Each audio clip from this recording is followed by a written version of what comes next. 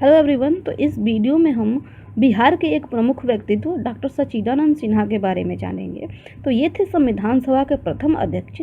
तो आइए जानते हैं इनसे जुड़ी कुछ महत्वपूर्ण बातें। तो भारत के मशहूर सांसद, शिक्षाविद, अधिवक्ता, पत्रकार और संविधान सभा के प्रथम अध्यक्ष डॉक्टर सच्चिदानंद सिन्हा की जीवनी के बारे में हम इस वीडियो में जानेंगे। तो पूरा नाम इनका था डॉक्टर सच्चिदानंद सिन्हा। इनकी जन्म तिथि है 10 नवंबर 1871। जन्म स्थान मुरार गांव, बक्सर, बिहार। निधन तिथि 6 मार्च 1950। इनकी उपलब्धि यह है कि ये भारतीय संविधान सभा के प्रथम अध्यक्ष बने और यह उपलब्धि इन्हें वर्ष 1946 में मिली। डॉक्टर सच्चिदानंद सिन्हा भारत के प्रसिद्ध सांसद, शिक्षाविद, अधिवक्ता तथा पत्रकार थे। वे भारत की संविधान सभा के प्रथम अध्यक्ष थे। सच्चिदानंद सिन्हा 1910 के चुनाव में 4 महाराजों को परास्त कर केंद्रीय विधान परिषद में प्रतिनिधि निर्वाचित हुए।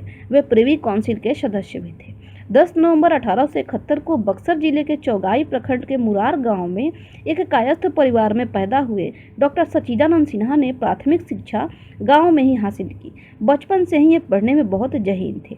26 से 29 दिसंबर 1888 को इलाहाबाद में हुए कांग्रेस के चौथे सेशन में ये दर्शक के हैसियत से हिस्सा लिया था। सियासत में दिलचस्पी देखकर घर वालों ने 18 साल की उम्र में ही 26 दिसंबर 1889 को बैरिस्टर की पढ़ाई के लिए इन्हें इंग्लैंड भेज दिया और वो पहले बिहारी कायस्थ थे जो कि विदेश गए। वहाँ उनकी सक्रियता को नया आयाम देने 2 नए दोस्त जुड़ गए। उनका नाम था मजहरुल हक और अली इमाम। यह 1890 का दौर था। इंग्लैंड में मुस्लिम स्टूडेंट की अच्छी खासी तादाद थी। वहाँ उन लोगों के लिए मजहरुल हक ने एक संस्था भी बनाई थी जिसका नाम था अंजुमन-ए-इस्लामिया। इस संस्था की बैठकों में सच्चिदानंद सिन्हा अक्सर शामिल होते थे। बंगाल से बिहार को अलग कर खुद मुख्तार रियासत बनाने में इसी दोस्ती ने सबसे अहम किरदार निभाया था। इंग्लैंड से 1893 में हिंदुस्तान वापस लौटकर इलाहाबाद हाई कोर्ट में कई साल तक प्रैक्टिस की। 1894 में सच्चिदानंद सिन्हा की मुलाकात जस्टिस खुदाबख्श खान से हुई और वो उनसे जुड़ गए और जस्टिस साहब के काम में उनकी मदद करने लगे। जब जस्टिस खुदाबख्श खान का तबादला हैदराबाद हुआ तो उनकी लाइब्रेरी का पूरा दारोमदार सिन्हा साहब ने अपने कंधे पर ले लिया और 1894 से 1898 तक खुदाबख्श लाइब्रेरी के सेक्रेटरी की हैसियत से अपनी जिम्मेदारी को अंजाम दिया। इसी बीच ऐसी कई घटनाएं सामने आई जिसने सच्चिदानंद सिन्हा को बिहार के लिए लड़ने पर मजबूर कर दिया। बस उन्होंने यहीं से बिहार को बंगाल से आज़ाद कराने को अपनी ज़िंदगी का सबसे बड़ा मकसद बना लिया और इसके लिए उन्होंने सबसे बड़ा हथियार अखबार को बनाया। उसके बाद अलग बिहार की मुहिम तेज होने लगी। इस कड़ी में महेश नारायण, अनुग्रह नारायण सिंह, नंद किशोर लाल, राय बहादुर और कृष्ण सहाय का नाम जुड़ गया। जगह जगह पर अलग बिहार के मांग को लेकर आंदोलन होने लगे। बिहार से निकलने वाले अखबार भी इसके समर्थन में आ गए। हालांकि इनकी तादाद बहुत कम थी।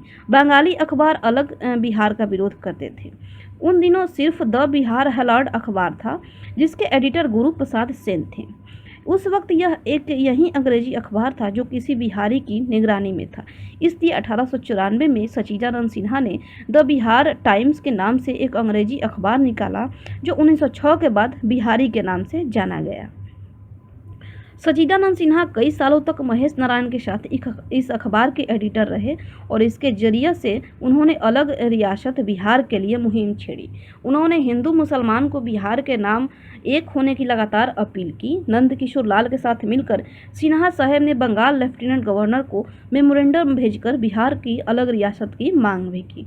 1907 में महेश नारायण के मौत के बाद डॉक्टर सिन्हा अकेले हो गए, लेकिन इनकी पूरी मुहिम पर कोई असर नहीं पड़ा क्योंकि उनकी मदद के लिए जो मित्र मंडली पूरी तरह साथ आ गई थी, जिनसे उनकी मुलाकात इंग्लैंड में हुई थी। इसी को आगे बढ़ाते हुए अप्रैल 1908 को बिहार प्रोविंशियल कॉन्फ्रेंस, बिहार राज्य सम्मेलन सर अली इमाम की अध्यक्षता में पटना में हुआ, जिसकी पूरी जिम्मेदारी सच्चिदानंद सिन्हा और मजहरुल हक के कंधे पर थी। इसी कॉन्फ्रेंस में सर मोहम्मद फखरुद्दीन ने एक अलग खुद मुख्तार रियासत बिहार की मांग करते हुए प्रोविंशियल पास किया, जिसे हर जिले से आए हुए नुमाइंदों ने सपोर्ट किया। इसी समय सोनपुर मेला के मौके पर नवाब सरफराज हुसैन खान की अध्यक्षता में बिहार प्रदेश कांग्रेस कमेटी की बुनियाद रखी गई और सैयद हसन इमाम को इसका अध्यक्ष बनाया गया। इसी तरह से बिहार कांग्रेस पर एक तरफा बंगाली राज्य को खत्म किया गया। डॉक्टर सच्चिदानंद सिन्हा की अध्यक्षता में अप्रैल 1909 में एक बार फिर बिहार राज्य सम्मेलन भागलपुर में हुआ और यही मांग वापस दोहराई गई। 1910 में चुनाव में 4 महाराजों को हराकर सच्चिदानंद सिन्हा इंपीरियल विधान परिषद में बंगाल कोटे से और ठीक उसी समय मौलाना मजहरुल हक मुस्लिम कोटे से बतौर प्रतिनिधि निर्वाचित हुए, जो बिहारियों के हक के लिए लड़ने वालों की बड़ी उपलब्धि थी। सच्चिदानंद सिन्हा 1910 से 1920 तक इस पद पर रहे। फिर 1921 में सच्चिदानंद सिन्हा केंद्रीय विधान परिषद के मेंबर के साथ इस परिषद के उपाध्यक्ष बने। उसी समय लॉ मेंबर एसपी सिन्हा ने उन्हें अपने पद से इस्तीफा दे दिया। तब वायसराय लॉर्ड विंटो ने सच्चिदानंद सिन्हा से इस पद के लिए सबसे काबिल शख्स का नाम पूछा तो उन्होंने सर अली इमाम का नाम आगे कर दिया, पर अली इमाम ने इस पद पर जाने से इनकार कर दिया। लेकिन सच्चिदानंद सिन्हा के बार बार जोर डालने पर वो खुद को नहीं रोक पाए और लॉ मेंबर एसपी सिन्हा की जगह ले ली। 25 अगस्त 1911 को सर अली इमाम ने उस रिपोर्ट को सबमिट किया जिस पर अमल कर हिंदुस्तान की राजधानी कलकत्ता को बदलकर नई दिल्ली की जा सके। इसके बाद सर अली इमाम से मिलकर सच्चिदानंद सिन्हा ने केंद्रीय विधान परिषद में बिहार का मामला रखने के लिए उन्हें राजी किया, क्योंकि उस समय अली इमाम अकेले हिंदुस्तानी थे जो इतने ऊंचे पद पर थे। इसका असर यह हुआ कि 12 दिसंबर 1911 को अंग्रेजी हुकूमत ने बिहार और उड़ीसा के लिए लेफ्टिनेंट गवर्नर इन काउंसिल का ऐलान कर दिया। धीरे धीरे इनकी मुहिम रंग लाई और हिंदुस्तान की राजधानी कलकत्ता को बदलकर नई दिल्ली होने से बंगालियों की एक तरफा दादागिरी में कमी आ गई और आखिरकार 22 मार्च 1912 को बिहार बंगाल से अलग होकर एक खुद मुख्तार रियासत हो गया। तो बिहार से बंगाल को अलग कराने में जो सबसे बड़ा हाथ था वो सच्चिदानंद सिन्हा का ही था। 26 से 28 दिसंबर 1912 को बांकीपुर पटना में राय बहादुर रघुनाथ मधोलकर की अध्यक्षता में हुए कांग्रेस के 27वें सेशन के स्वागत कमेटी के जनरल सेक्रेटरी का पद सच्चिदानंद सिन्हा ने ही संभाला था।